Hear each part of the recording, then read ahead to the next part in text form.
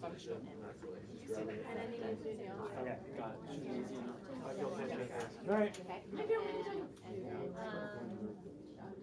Is he watching your exam fill him full of hot fires? Pain or tightness? You didn't right away? I know. Does he always yawning?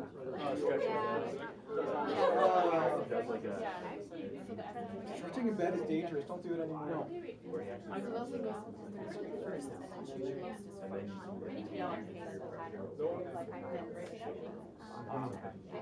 then you get Yeah. so that's like it. So with your left arm, it's yeah. It's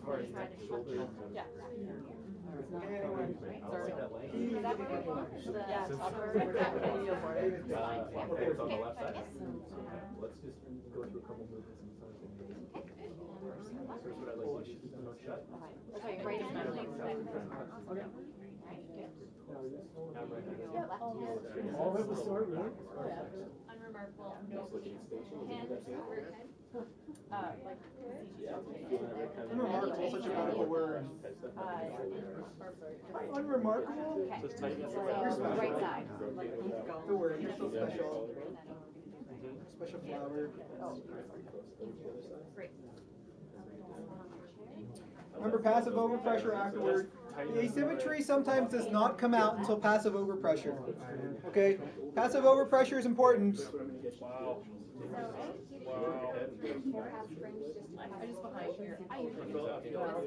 Yeah, active first, then passive overpressure. Remember, to clear a joint for health, meaning like a healthy, clear joint, they have to have also pain-free, full passive overpressure.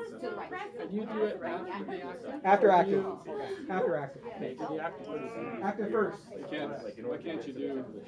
Because sometimes active first, active basically shows, does the patient have access to their motion? Because all the motor control problem is for whatever reason, perceived threats, tightness, which is also perception, the patient they don't have access to their full available motion, at least actively. Because active often calls in the motor program, and the motor program has a neurotag or a threat of association with a particular movement or position.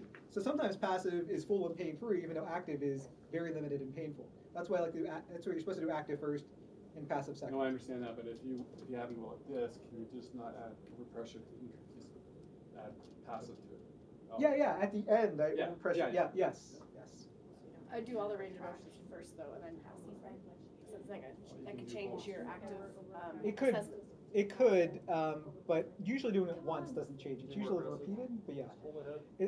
I like to do it as like I do active first, and then I passively over. I mean, if they're there, I'm not going to jam their chin into the chest. It's usually if there appears to be a minor limitation, like once you're at like an end field where structures are blocking, I'm not going to passively overpressure. Right. But for the shoulder, like it looks like, oh, both sides, even the involved side, seems to get to the inferior angle. But if I passively overpressure the involved side, and there's a perception of tightness or pain, then I'm calling that a positive that meets the patterns. Versus the uninvolved side, I can actually take it beyond passively. So I like to do it as I'm going along. But no matter how you do it, just make sure you do it the same way every time. You can always do it first, then go back and do it passively afterward. I'm not saying my way the highway. I'm saying just do it the same way every time. So the example the patient. So you're a patient and she started doing that, right? And you had her do range, which is a different range, I guess, right? What happens in your spleen? Because you're saying like you want to try to get them to load up. We haven't gotten to that. That is next. I wanted you guys to document each other's asymmetries first, and then we need to go over the patterns a bit more specifically, because I only did that before lunch real quick. It's like for 10 minutes. Okay. I don't like extension. I just want Yes. Do you want to show me the hand position for that little Maxwell? And if you horizontal transition, you do like the lateral bend. Well, for the retraction, basically, what I'm going to do is overpressure. So usually I can kind of chin top first. Overpressure. And I just put my hands on the pocket. Yeah. It's like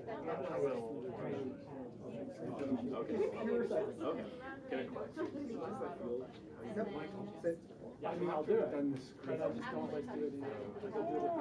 Yeah. Okay. First is doing it. I can do it without, I can do it without doing it too. Yes. You're supposed to touch. That's the old school SFMA.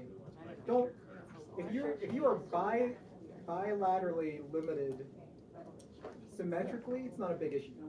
Alright, you're looking more for asymmetry, correlating to their complaints. Usually a loss of motion on the involved side. And more importantly, do you have a history of playing basketball? Right, exactly. Are you a freakishly tall NBA player? Like he does quite a bit right there. And then you have quite a bit more. Putting a good amount of pressure in there too. Yeah, you just gotta own it. It's not, manhandle. so people say, wow, you use a lot of force. I don't use a lot of force, I just take you to end range. Maybe I'm require a lot. Well, really, I was putting this much, I was only moving your head this much. And then, there's a story behind why I say move farther, don't push harder. Because the connotation of force, it sometimes it changes things in terms of threat. All set with that? Okay. When in this round, or do you get this one? So what did you do?